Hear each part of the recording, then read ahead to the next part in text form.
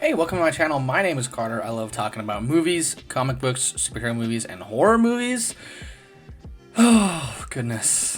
I watched the whimper of the end to the Sony Spider-Man universe without Spider-Man yesterday, which was Kraven the Hunter. Honestly, I'm not even gonna play around. I'm just gonna cut to the chase. I really actively disliked this film. This and Madam Web were two of the worst movies I've seen this year. I have never even liked a single Sony Spider-Man movie, or Spider-Man movie with no Spider-Man in it. They just reference them sometimes, or reference characters from them sometimes, and then they turn the villains in the film into an anti-hero, so you're supposed to sympathize with them, and then eventually when they fight Spider-Man, you're gonna be like, oh, Spider-Man the GOAT, you know, stuff like that. Yeah, so I checked it out yesterday.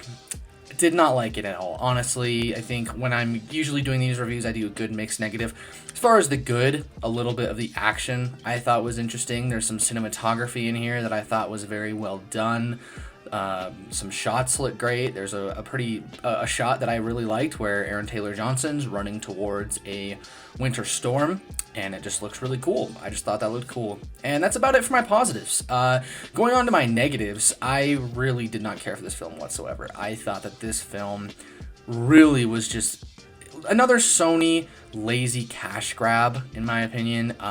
None of them have really even satisfied any resemblance of a story, character arc, anything interesting to tide you over or even satisfy you while you're watching. It's just dumb schlock they throw at the screen, and they're just kind of bandaged together or Frankenstein together by reshoots, re-edits, ADR, audience test screenings, and then they add references to Spider-Man, and they take out those references to Spider-Man so they can get you in the trailer, and then they remove it so that you go see the movie, and then at the end there's no references or even a remote hint to Spider-Man, and you're just left wondering why you spent your hard-earned money on these movies. That is an excellent question. And as far as like actors go, I like Aaron Taylor-Johnson quite a bit. I like Russell Crowe. I like Fred, I can never pronounce his last name. He was in Gladiator 2. He was phenomenal in Thelma. I like him in the Fear Street movies. I think he's a good actor, but he's just wasted here, along with Russell Crowe, along with Aaron Taylor-Johnson. The actor that played the Rhino, there's a moment in the film where he just looks at the sink, he goes, ugh! Like that, like for like 2 seconds. And I was dying laughing in my theater. I was the only person in my theater besides my friend Jackson. So we were just having the greatest time sitting there watching this film unfold, watching this horror, this man-made horror beyond comprehension unfold. But I think the worst part is that I thought it had promise. I like Kraven. He's really fun in the Spider-Man animated series. He's really great in Kraven's Last Hunt. He's fun in Ultimate Spider-Man. He's really good in Spider-Man 2, the video game that just came out in 2023? Yes, 2023. He's a good villain, he's a good character, and he can be used really effectively in Spider-Man lore and Spider-Man movies and in the Marvel Universe. And I thought that, oh, they're going to go with the R rating, it's going to be a straightforward revenge film. I like heavy R-rated, straightforward revenge films where it's just really bloody, really over the top. It could be pretty fun. This could actually be my favorite Sony movie. Not that there's any competition when it comes to the Spider-Man universe of Spider-Man characters without Spider-Man. There is no competition when it comes to that, so I really wasn't super excited. My expectations were not high. Even then, with my expectations being dirt, it still didn't even meet them. It still fell below expectations.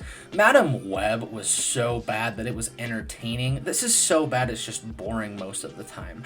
I've seen a lot of people say that this is like so bad it's good. I would say Madam Web is more of that because it's just so odd. This was just odd as well, but in the worst way possible, to where most of the time I was just bored. And the last thing you want to be in the theaters or when you're watching a movie is bored. It did not keep my attention. It did not keep my interest. It did not engage me whatsoever. The story was bland. There's so many moving pieces thrown in through reshoots that you can tell. No character gets a satisfying arc or interesting story. The effects and the CGI are terrible, and as the film goes on, they somehow get worse.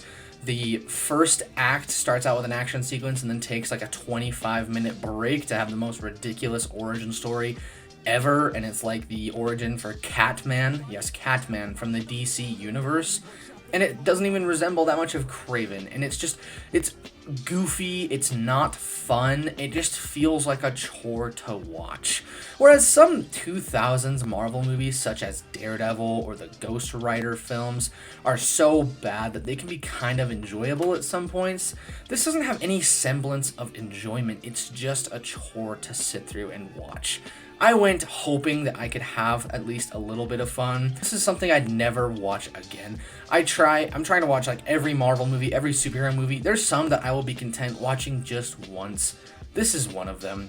I just think it was poor on all accounts.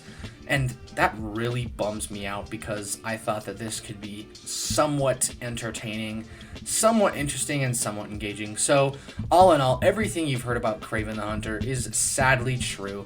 I don't want to actively root against films, even though it's like very known that I have a strong distaste for the Sony Spider-Man films. I still try and go in with an open mind and try and see if there's anything that I myself could find to enjoy. Sadly, I couldn't even have a little bit of fun with this one. Kraven the Hunter overall is gonna be like a 1 out of 10. Honestly, it's in my bottom 5 for the year. I didn't enjoy this film whatsoever. It's down there with the likes of Imaginary, Night Swim, and Madam Web for my least favorite films of the year. All of those are just boring, uninspired, soulless cash grabs, unfortunately. So, yeah, I just didn't care for this movie. Anyways, guys, have you seen Kraven the Hunter? How would you rank the Sony villain films, I guess is a good way to put them. How would you rank them? Did you like Kraven the Hunter? Do you think I'm off base? Let me know down in the comment section below. And as always, have a great rest of your day.